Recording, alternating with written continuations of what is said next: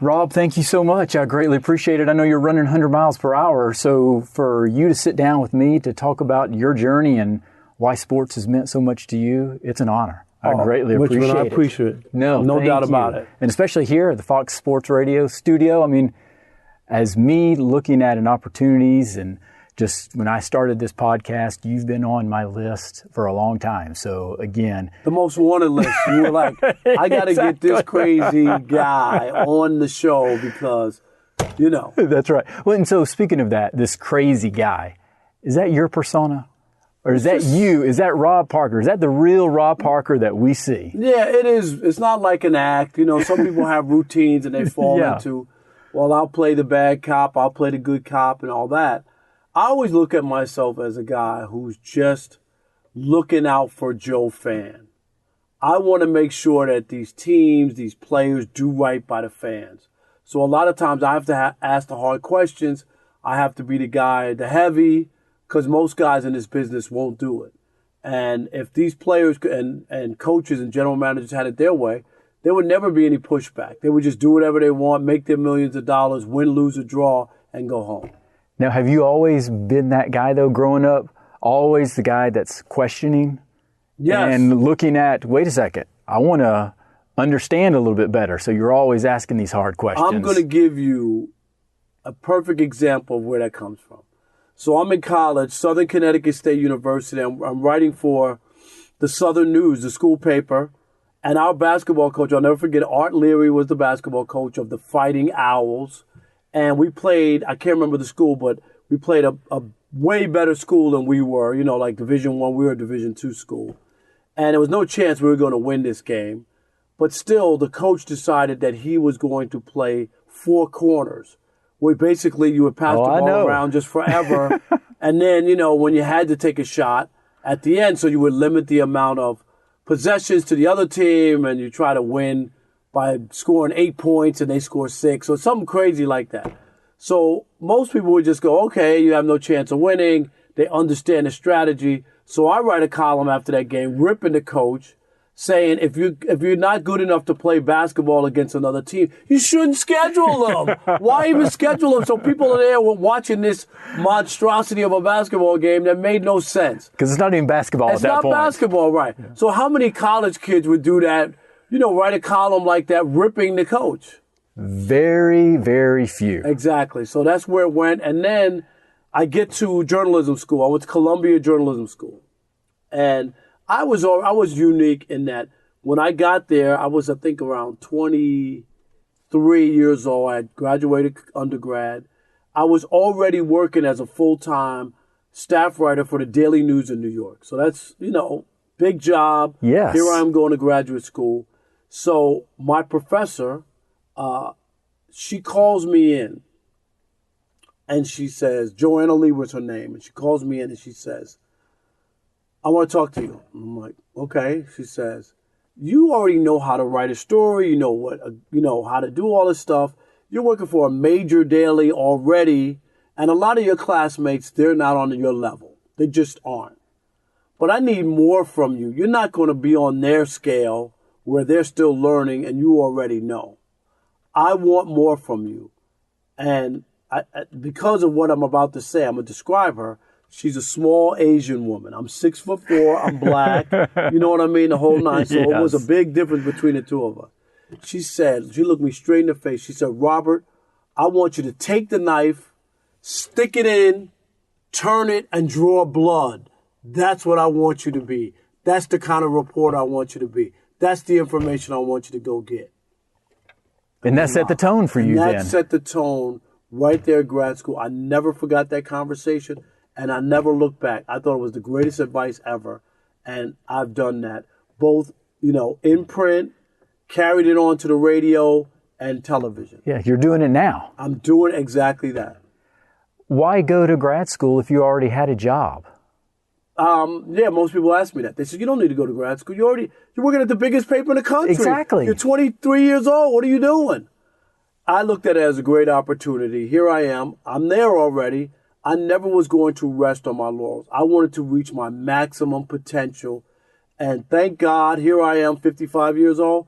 I believed that I've gotten everything out of my career from the time, even though I got my dream job 5 months into my career.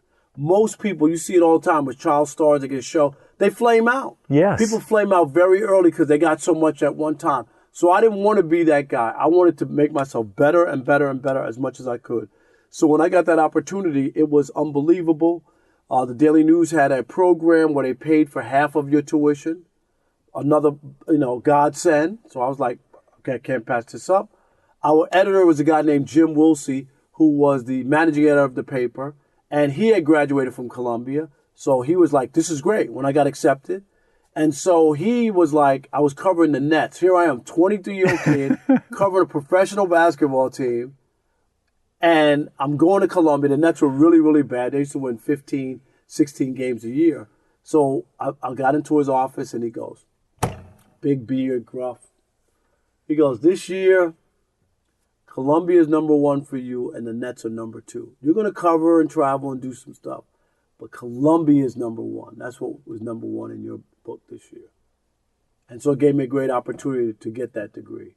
And then I even applied for and started my PhD at NYU. That's something I never got to finish, but that was another goal at that time.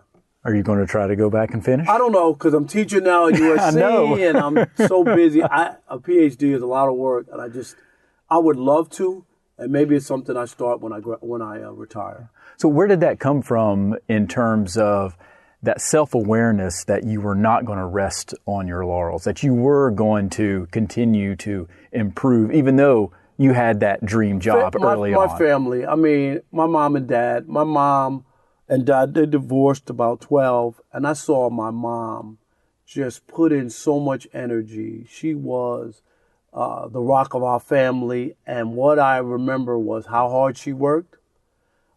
Being a divorced mother, 3 kids, we never had a disappointing Christmas. She just was one of those people who knew how to budget, work hard, do whatever she needed to do. And I still remember she bought our house on her own. And back then, a single black woman, no husband, didn't buy a house. And when she did that, that gave me vision about what hard work does and how you can, make things happen when you work for it. And after that, I never looked back. So work ethic comes from watching your mom. Absolutely. Not just hearing her, no, you watched her. I watched her work hard. 2 jobs. She went to school part-time. She was incredible. We always had dinner on the table. Our house was always clean. Do you know what I mean? I do. All of that. She did it all. Well, no wonder you're always running around with doing I don't feel 25 right. different things. I don't really feel right if I just have one job. I really, really don't. When did sports become such a passion of yours? That's another question. My mom always tells me the story of my grandfather saying, what is that boy? I'm the little kid. What is that boy talking about? I don't even know what he... And my mom says, oh, that's the sports stats and all that. He loves sports and he's into it. So it was early on that I loved sports. My dream was to be, I'm a baseball player. I know I'm 6'4". Everybody thought I wanted to be an NBA basketball player. I wanted to be a baseball player. I wanted to play first base for the New York Mets. That was my dream. That was your team? That was my team growing up. I grew up in Jamaica, Queens. But the whole thing was my backup plan. What's your backup plan? And my backup plan was I wanted to be a sports writer. There used to be a TV show on called The Odd Couple. Jack Klugman and Tony Randall, for people who don't know, Google it. It was about 2 divorced guys. One was a sports writer, Oscar Madison, he was sloppy, and Felix Unger, who was a photographer, who was clean. And they lived in the same apartment, and it was just a great show. And I thought, watching that show, I said, I want to be a sports writer. Look at this guy. He's got the greatest job in the world. He's eating hot dogs for free. He's going to the ball game every night. I mean, who didn't want to do that? It's a perfect job. A perfect job. So that was really from that. Nobody in my family had ever been, worked for a newspaper, been on television, none of that. So my friends, when I was a kid... The inspiration came from The Odd Couple. From The Odd Couple. If I could have told Jack Klugman that myself, I would have. So that was really it. And when I was a kid, I had my typewriter. I used to type up, watch games, type up stories, go to the drugstore. This is all foreign because these young kids, they don't understand that. They don't understand. That's right. Go to the drugstore and then make copies with my money and then pass them out to the family like it was my newspaper of the stories that I wrote. Do you still have any of those copies? No, I wish. What happened to them? Those are, I save almost everything. Those I did not save. Those would be golden right now. They would be golden. And the other part that happened in high school, when you talk about my love for sports and everything. So I wanted to be, like I said, a sports writer. So I'm writing for the high school paper. It was called The Beeline. I went to Martin Van Buren High School in Queens Village in New York. So the newspaper took so long to process. It's not the internet like now. Everything's instant and social media. It used to have to go to the printer, write your story, it'd be typeset, go to the printer, come back a month later. You know what I mean? It was a process. So I was frustrated because I would write a story about the basketball team, and by the time the paper came out, it was baseball season. It was old. It's old news, right? News. So I was like, this stinks. So I came up with an idea to start an all-sports newspaper that came out monthly on time. So I went to the principal and presented the idea to him. And he told me, nope, we're not doing it. A, we don't have money to print it. And B, the kids are only going to throw it on the floor. I mean, it wasn't real encouragement from the principal. Of course not. His name was Murray Ostra, and I'll never forget him just saying no. And I was like a kid who was not going to give in. So I said to him, well, what if I raise the money to print it myself? Can we do it then? And he said, yeah, if you got the money to print it or whatever, then fine. So I went home, sat at the kitchen table with my typewriter, and I wrote 3 letters. I wrote a letter to the Daily News, which was my favorite paper growing up in New York, to the New York Times, and to the New York Post. The Daily News didn't write me back. I never got a letter back. New York Times wrote me a letter, and the letter said something like, Dear Robert, thanks for writing, but it's against our company policy to help other people start newspapers. As like a 16-year-old was going to be competition for the New York Times. Right. They were worried about Rob Parker. Right. And I thought to myself, somebody actually sat down and wrote this letter back to me. I'm in high school. I'm 16. So finally, the third letter, the third paper, the New York Post, I get a letter. I'm like, okay. Now, when I addressed those letters, I addressed them all to the publishers of the papers at that time. And back then, Rupert Murdoch was the publisher of the New York Post. He still is. But there was no Fox. There was nothing. He was a newspaper publisher. He had the Boston Herald, the New York Post, the San Antonio Express. Those were some of his papers that he had. So I wrote the letter and addressed it to him. I opened up the envelope. There's a letter that said good luck and a check for $50 to start the paper. Wow.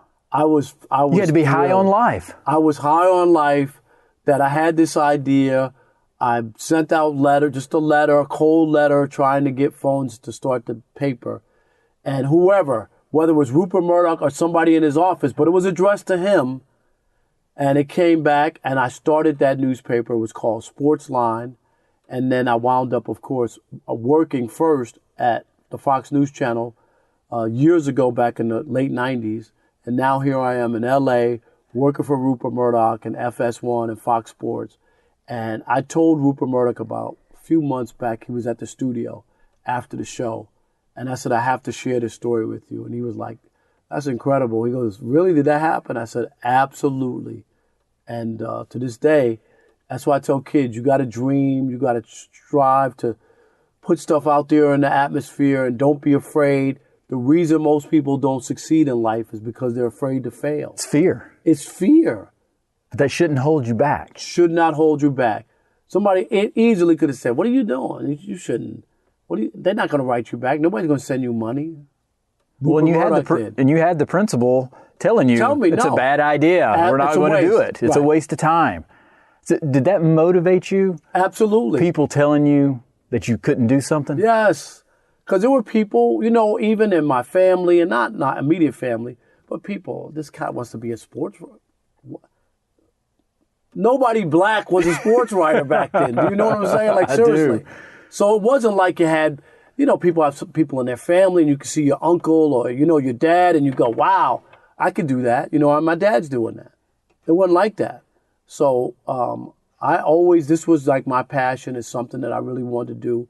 And I was convinced I was going to get there. I didn't know I was going to get there at 22 years old, 5 months out of college that I would be working at the Daily News. When I arrived there in 1986, How did you get that job? I went to a job fair like everybody else, and I was very creative. I had put together a resume, and my resume was unique from the standpoint it was. On the front page was like a newspaper, and it was called the Rob Parker Recorder. I had written 3 stories about me.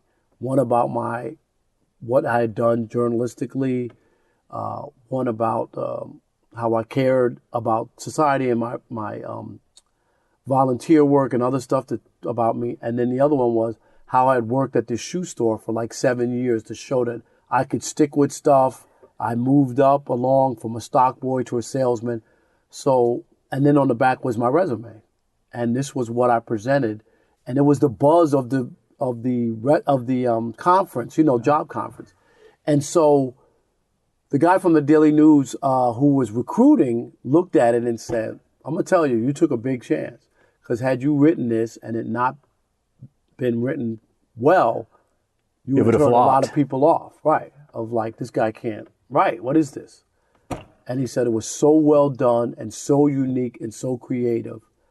He said, wow, this is people that we're looking for. I never believed, and I remember this was in Philadelphia, never believed he would be calling me 5 months later or 6 months later.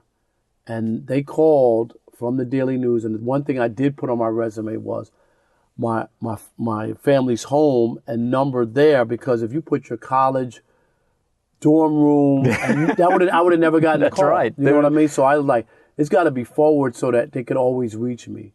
And I remember the day my mom called me. She said, the Daily News called you, and they want you to call them back. And I was like, about what? I was just like, and before you know it, I had gone to the interview, and they said, we want you. And I was 22 years old. And it was when I walked into that building, it was unbelievable. People thought like I was an intern or, apprentice. And they were like, no. And he's a full-time employee. Full-time employee. People couldn't believe it. Like that I was a staff writer at 22 at this paper. And they were like, who do you know here? Or who you have? That's right. That's what they asked me. And I was like, I don't know anybody here. What? Then they hired me to be a high school sports writer. But I got hired in June. I started June 2nd, 1986. So they know high school's over. So they said, okay, you're going to be a general assignment reporter for the summer. They're sending me to Jets and Giants camps, Mets and Yankee games, press conferences in the city, whatever's going on, all this stuff. So I'm writing, I'm doing all this stuff, covering football games, doing all this stuff. And it's like, so then the boss comes to me. So when they hired me, they said, you have 6 months to prove yourself. 6 months, if you make it, you're good to go and you'll stay on. If you don't, we're going to let you go. That's just the policy. 6 months. That's some pressure. And that's it. And he said to me, but I don't want you to feel any pressure. I know you can do this job. I want you to just go have fun like you've been doing. Just do what you've been doing and you'll be fine. So 6 months came, and my boss, the late Vic Ziegel, who was a longtime sports writer, great guy, he comes over to my desk and he sits on it and he looks at me and he says, you made it. And he said, you did great. He said, we love what you've done, and blah, blah, blah, blah. And then a little bit, even before that, I should say, when it was time for high schools, first they told me, you're not going to high schools. We love what you're doing. You're going to be our general assignment. We love that you can cover everything and do everything. So I didn't do high schools, never did in Daily News. Probably one of the few reporters, especially young guys, who never did high schools. And then number two, I was hired full-time 6 months in. Did some of the veterans at the paper look down upon you, though? You know what? No, they were skeptical in the beginning, like rightly so. Yeah, because you're all of them inexperienced. They all took a long time for them to get there. So yes, but once I got there and I started working, they saw I was a hustler and I could get. There's a famous picture of me tracking down George Steinbrenner on the stairs of City Hall, and it's just me and him, and I'm trying to interview George Steinbrenner as we walk. And I'm young, you know what I mean? And then they saw me, I think, when they saw me work full-time and go to grad school full-time, the appreciation. This guy's a hustler. So I never got like that kind of pushback where they're like, this dude doesn't belong here. They were skeptical, and then I proved that I belong. How nervous were you when you had to go try to get interviews like with George Steinbrenner? Yeah, it was in the beginning. Yeah, in the starstruck? beginning, a little bit. These are all people I had watched on TV and seen, so it was a little different. But once I really got in there and got working, I just jumped in, covered my first World Series in 1986, all of these different things. I covered the Giants all the way. I didn't get to cover the Super Bowl, but I got to cover all the way up until when the Giants won the Super Bowl in January of '87. But I was around, all of this stuff. The Giants were great. The Mets were great. Yeah. A lot of stuff was going on in New York, and I was in the middle of it. And I ate it up. I wound up working there 5 years.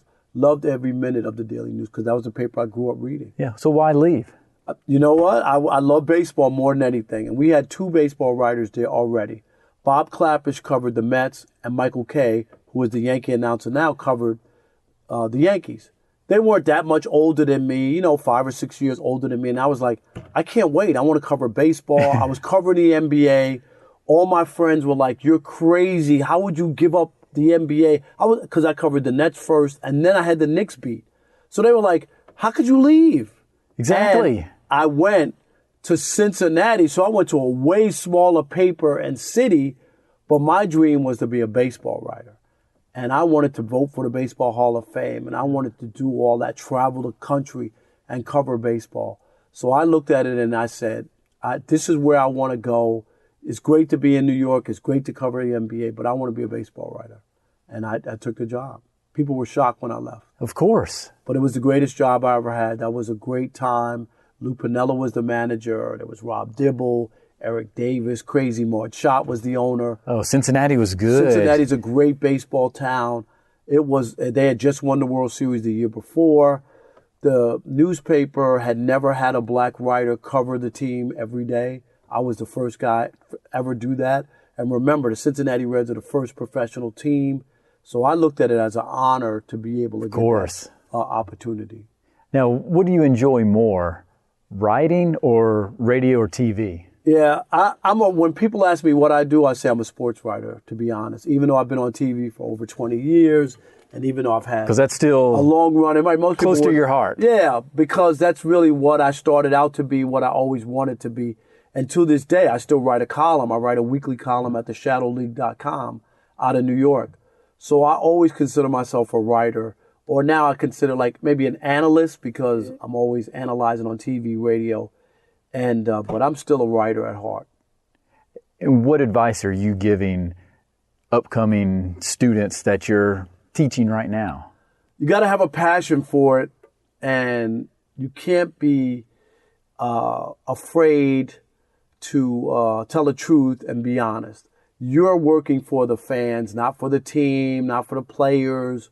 It's not about ripping people just to rip them. It's not about calling people names and all that. It's just about being honest and being, trying to be as accurate as possible. And I think people are still looking for that. That's why team websites don't do that well. They know that's the company man, and they're not going to be negative. People want you to be honest with them. Even if it's my team and it hurts me that they're not as good as I think they are, I think that's what people want. So there's always a good place for good reporters, people who are honest in their analysis, people who work at it. That's what I tell people. There's always room for you. And does it matter to you if your opinion is sometimes wrong? No, because nobody's right. Nobody expects you to be right all the time. But when you're right, when you go on a limb and say the Lakers aren't going to make the playoffs with LeBron James, I think people remember that. Yes, they do. And they were calling you out about it. Exactly. At the time, well, you're crazy. They thought I was nuts. Or if I say the Patriots aren't going to win and Brady wins his 6th ring, okay, I got to eat crow for a little while, but I still got to go with it. You know what I mean? And give my reasons why. People could accept that you have a different point of view, especially if you just make sure you're honest in the way that you present it. It's not like, I think the Patriots are going to lose because I don't like the Patriots. That's not a real reason. But if you break down the reasons why, I think that's when people can go, I don't agree with him, but I understand how he got here. Now, did your love of shoes begin from your days working at a shoe store? No, crazy, absolutely. It did. And there were a lot of sneakers there, all the big brands and all that, and I used to love it and save my money to be able to buy. You know, I didn't want to get crazy where my whole paycheck was going. When I started at the shoe store, I was making $2.75 an hour. That's what it paid. Wow. As a stock boy. Can you believe that? Some paydays I would come home with $20. That was for working 10 hours. But you got promoted. Yes, and I made it to a shoe salesman where you make commission and stuff. But I love the Jordans. You know, I'm always got them on my Instagram. I just got a new pair yesterday. I love those. Aren't those sweet? I'm a big Jordan fan as well. And it's amazing the shoe industry itself these days. I mean, I would have never guessed growing up when I got my first pair of Jordans in the late 80s that the industry would be at the level that it is now. No, it's incredible. It's crazy. I agree with you. And people are waiting for the exclusives and, you know, the resale shops, and people are just in it and they save the box. I know people have storage spaces with all the sneakers that they bought over the years. It's an incredible phenomenon. That's right. So why do you think people love sports so much, and especially even like sports radio, of how it has skyrocketed over the past 15 to 20 years? I think it's a combination of, you know, it's escapism. You know, life is hard. There's a lot of stuff going on. It's a way to kind of get away from that, the real life, for a little bit. And then people are passionate. The thing about sports in this country, which is kind of different from others, I think, is most places is a national sports feeling about their country or whatever. We're so individual, you know, states and teams and favorites. And, you know, you see people when the Cubs won the World Series, people in Chicago cried like babies, you know, like, oh, I can die now. You know, it's like to see your team win once is kind of like, you know, your dream. And now I don't root for teams now as a journalist for the last 33 years. But what I will say, I was very fortunate. The Mets won my first year when I made that transition. And that was my biggest. I like the Mets and the Jets and the Islanders and the Knicks as growing up in New York, because those were my teams. And remember, you can't like both teams in the city. One. So those were my teams. And for the Mets to win my first year and for me to be able to shake the whole fan thing after that was the greatest thing for my career. I never after that felt like, oh, if the Knicks lose, I'm upset. So I wound up being that guy. So I've always rooted for the best story. What's going to be the best for me? If this team loses, I can write this great column ripping them. You know what I mean? Yeah. That's the story I wanted. Yeah. But do you miss being a fan, though? Nah, I don't. When I go to games, I love to go to games. So a lot of times I'll go with friends, and we're sitting in the bleachers, and somebody hits a home run, and the whole row jumps up to celebrate. I'm still sitting in my seat. People try to high five me, and I'm always like, feel awkward. I don't want to do it. Sometimes I feel compelled because the guy's so enthusiastic. But I'll be sitting there. I will not do it. I'm so used to. Yeah, you've been conditioned for all these years in the press box not to be that guy. And no, I really don't. And I feel when I retire and I want to go get a Mets cap and go to the ball game with my friends that I grew up with, or you know what I mean? And then go back when I retire and I'm done in the media, then I'll go and I'll sit in the stadium with a cap on, eat a hot dog, and just enjoy it again. Yes. And as we wrap up, what about words of wisdom? Any phrases, quotes, mottos, or just life advice that has meant a lot to you that you'd like to share? Yeah, my biggest one was the one I said earlier, which is, you know, most people, the reason most people don't succeed in life is because they're afraid to fail. And that's really the big thing. Don't be afraid. Everybody who's made it has bumped their head, been fired, things didn't work out. You know what I mean? So you have to really be honest with yourself. It's not going to happen overnight. Everybody you see, like I get a lot, you know, young guys, I want to be a debater on TV. And I said, well, look at the guys who are debating. Either they're former athletes who at a high level, right? Or Skip Bayless, who was a columnist at the Chicago Tribune and the San Jose Mercury News and the Dallas Morning News and the Dallas Times. Do you know what I mean? Yes. Or Stephen A. Smith, who was a reporter for the Daily News in New York, or the Philadelphia columnist, Philadelphia Inquirer, and you know what I mean? or yours truly. Yes, I was about to say, you're a 30-year overnight right? success. Exactly. That's exactly. So they see that and they think everybody, I just want to be a debater. I want to be an NBA analyst. No, it doesn't work like that. That's right. Why should we listen to your opinion? Because you put in the time. You put in the effort. I always tell young guys, you know that crazy shot Michael Jordan made over Craig Elo to win the playoff series? I covered it. I was sitting there courtside. That's the kind of experience you want to, that's why you want to listen to me talk about basketball, even though I didn't play in the league. But you were there. I was experienced it. Nothing Rob, like it. thank you for allowing me to experience just a little bit of your journey, and I greatly appreciate it. It's been an honor. Thanks so much, Richmond.